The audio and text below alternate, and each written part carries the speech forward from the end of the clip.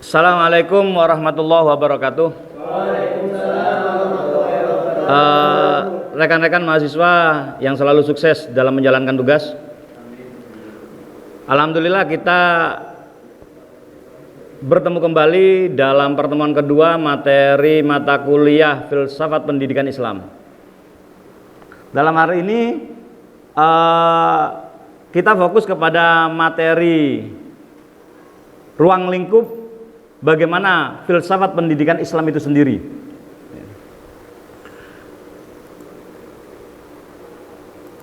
Ada 3 pokok di dalam masalah pertemuan kedua yang kita bahas ini. Ada 3 pokok. Yang pertama terkait dengan bagaimana definisi dan tujuan filsafat pendidikan.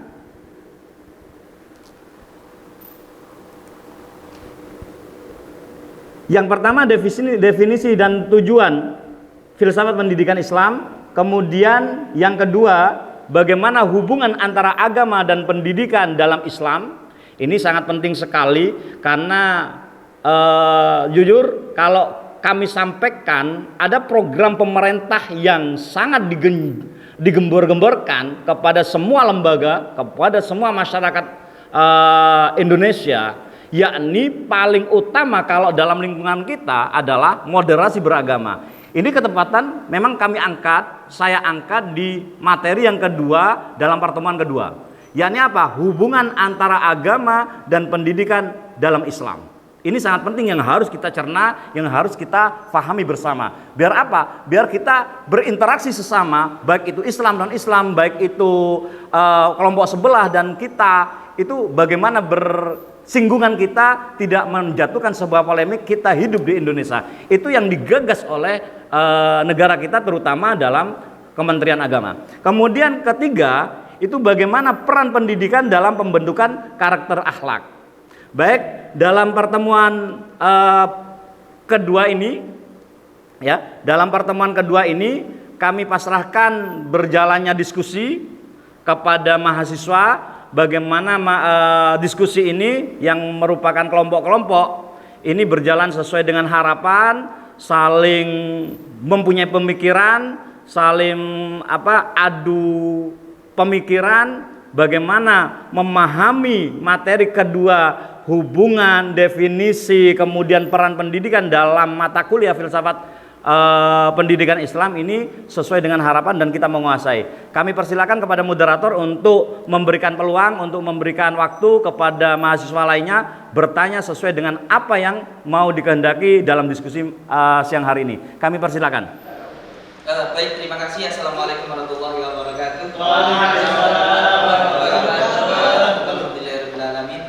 Wassalamualaikum ala sayyidina Muhammadin wa ala alihi washabbihi. Jadi untuk selanjutnya adalah sesi diskusi. Monggo para teman-teman kami buka pertanyaan terkait materi yang telah dijelaskan oleh dosen tadi. Monggo untuk teman-teman bisa diskusikan. Kami buka satu pertanyaan. Dipersilakan. Ya, Mas Raid. Iya, Mas Raid dulu. Silakan. Terima kasih atas waktunya kepada moderator. Yang saya tanyakan dalam pembahasan tentang moderasi beragama ya antara Muslim dan non-Muslim. Pertanyaan saya ialah bagaimana cara berpendidikan dalam moderasi beragama antara Muslim dan non-Muslim. Ya, terima kasih. Sekian dari kami. Baik, terima kasih pertanyaan yang sangat bagus dari saudara Raif. Bahwasanya bagaimana moderasi antara umat Islam dengan umat non-Muslim seperti itu, ya? Oh, baik, kami berikan kesempatan bagi para musyawirin untuk berdiskusi tentang masalah ini. Mungkin ada dari teman-teman yang mau menjawab, dipersilakan. Baik, terima kasih kepada moderator. Jadi menurut kami berdua, untuk moderasi beragama dalam ajaran tentang orang Islam dan juga non-Islam itu terkait dengan yang kita pelajari mengenai keseimbangan ilmu pengetahuan dan juga akhlak. Nah, kita akan diajarkan dalam Islam itu ilmu pengetahuan itu sangat penting dan juga sangat berarti. Nah, dan juga diimbangi dengan akhlak yang mulia. Maka dari itu di situ diciptakan bahwasanya menciptakan individual yang cerdas dalam intelektual dan juga berakhlak mulia. Jadi itu moderasi untuk beragama seperti itu, Tor. Terima kasih jawaban yang sangat menarik dari saudara Fajri. Mungkin ada tanggapan lain dari teman-teman? Dipersilakan. Saya Lor. Oke.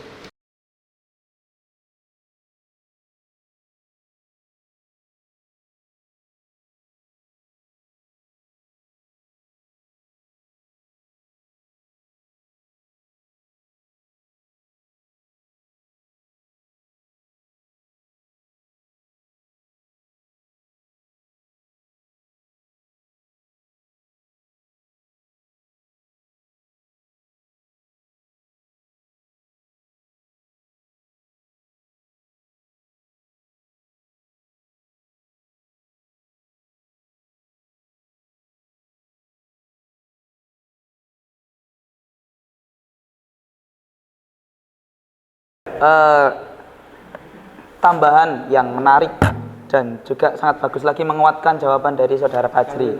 Barangkali ada kritikan dari teman-teman yang lain atau yang mungkin tidak setuju dari jawaban mereka berdua. Dipersilakan. Mungkin dari kubu yang sebelah timur. Silakan. Jika tidak ada yang mau menanggapi lagi, kami kembalikan kepada Ustadz atau dosen pengampu. Kali ini ada yang mau menjawab atau mengkritisi apa yang sudah didiskusikan, silakan saya beri waktu dulu sebelum saya ambil alih waktu yang waktu perkuliahan ini. Sebelum saya luruskan, sebelum saya ambil alih, monggo silakan bagaimana pendapat yang lainnya. Oke, bismillahirrahmanirrahim. Terima kasih atas waktu yang telah diberikan ya. Di sini kami memang juga setuju ya, tapi ada beberapa hal yang perlu dipikirkan dulu. Nah, di sini memang menghubungkan antara pengetahuan dan akhlak ini memang sesuatu yang menjadi tujuan daripada filsafat pendidikan Islam itu sendiri. Nah, namun perlu diketahui bahwasanya tujuan itu tidak akan bisa tercapai tanpa adanya tindakan atau action. Nah, dan action itu juga mempunyai sebuah tata cara atau ya tata cara tertentu agar target kita itu bisa tercapai ya. Yang kami tanyakan ini, yang kami kritisi dari jawaban sebelumnya, bagaimana untuk mencapai tujuan tersebut yang mana menghubungkan antara pengetahuan dan akhlak ini bisa tercapai gitu loh. Seperti itu, Mas. Terima kasih dari saudara Yazid yang mau mengkritisi sedikit tadi. Jadi sedikit saya simpulkan bahwasanya pertanyaan dari Mas Roib adalah bagaimana cara moderasi umat Islam dengan umat non-Islam, non-Muslim. Seperti itu. Dijawab oleh saudara Fajri dengan bagaimana cara moderasi umat Muslim dengan umat non-Muslim, yaitu dengan cara menyelaraskan ilmu pengetahuan dengan akhlak. Seperti itu, dan juga didukung oleh saudara Asep tadi bahwasanya akhlak itu sangat penting dimanapun untuk tujuan tadi, untuk mencapai moderasi tadi. Tadi ada sedikit kritikan dari saudara Yazid bagaimana cara untuk mencapai atau mendapatkan menyelaraskan ilmu dan akhlak tadi. Ini yang belum terjawab ya, mungkin karena waktu yang sudah mepet atau usai, kita kembalikan ke dosen pengampu untuk meluruskan dan lebih memberikan keterangan yang lebih luas atas diskusi yang pada pagi hari ini. Dipersilakan. Oke, terima kasih. Ini berarti ada sebuah wawasan yang sedikit mulai dikuasai apa materi yang ada di filsafat pendidikan Islam pertemuan kedua ini. Memang kalau kami simpulkan itu ada 3 tadi yang awal saya sampaikan. Yang nomor 2 adalah hubungan antara agama dan pendidikan dalam Islam. Ini baik, terima kasih. Ini sangat menarik sekali apa yang telah disampaikan oleh sampean semua tentang masalah moderasi. Ini memang digalakkan oleh pemerintah. oleh pemerintah itu memang digalakkan. Bagaimana kerukunan Bhinneka Tunggal Ika di masyarakat yang berjuta-juta di Indonesia ini saling mengikat, saling bersentuhan, saling harmonis. Sehingga tadi sangat kagum sekali saya bagaimana moderasi kaitannya dengan penerapan ilmu filsafat Indonesia, filsafat pendidikan Islam ini di negara kita. Ini sesuai dengan apa yang saya sampaikan, hubungan antara agama dan pendidikan dalam Islam. Coba kita lihat, saya sampaikan di poin nomor 8 tentang masalah tujuan khususnya, ya kan? Di sini disampaikan yang sudah saya rangkum, menghubungkan pengetahuan dan akhlak. Ini sangat menarik. Kalau kita berbicara tentang masalah moderasi, ya, sedikit kami coba menyampaikan kepada sampean semua surat Yusuf, ya, ayat 40 dan 41.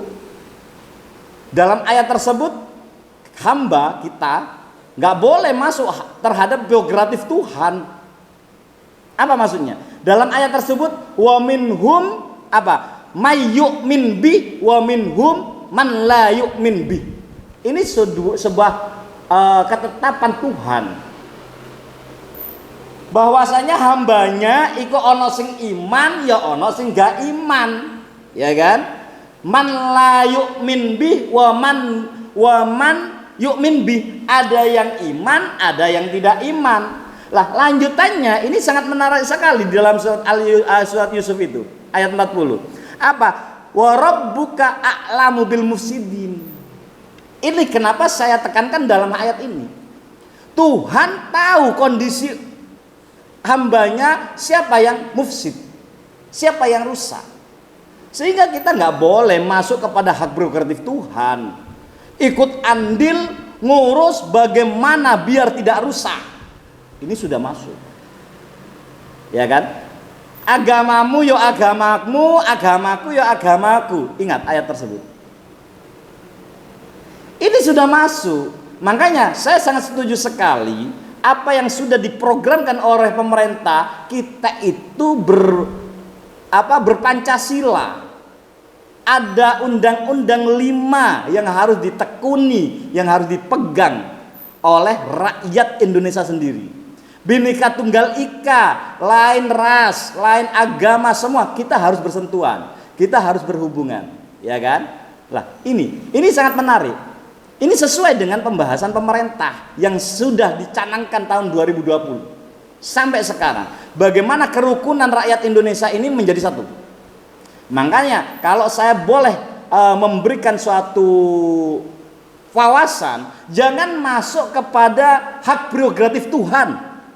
Itu sering saya sampaikan kepada mahasiswa-mahasiswa lain. Kalau kita bersentuhan dengan agama yang lain, karena agama yang lain beda juga pengetahuan. Tapi di dalam filsafat filsafat Islam ini ada sebuah tekanan. Pengetahuan iya, etika nomor 1 juga yang harus kita tekankan. Makanya dalam hal ini saya garis bawahi, jangan masuk kepada hak prerogatif Tuhan. Rabbuka a'lamu bil mufsidin. Lihat surat Yusuf ayat 40 sampai 41. Barangkali itu apa yang sudah kita diskusikan. Mudah-mudahan pertemuan ini bermanfaat dan jadikan wawasan yang luas bagaimana ber-Indonesia Raya, memegang Bhinneka Tunggal Ika dan memegang Pancasila. Tidak lain, kita harus memahami apa yang namanya filsafat pendidikan Islam. Banyak hal di dalamnya, saling kerukunan, bagaimana pengetahuan, etika dan akhlak juga dinomorsatukan. Dari kami mudah-mudahan bermanfaat. Kita tutup. Assalamualaikum warahmatullahi wabarakatuh.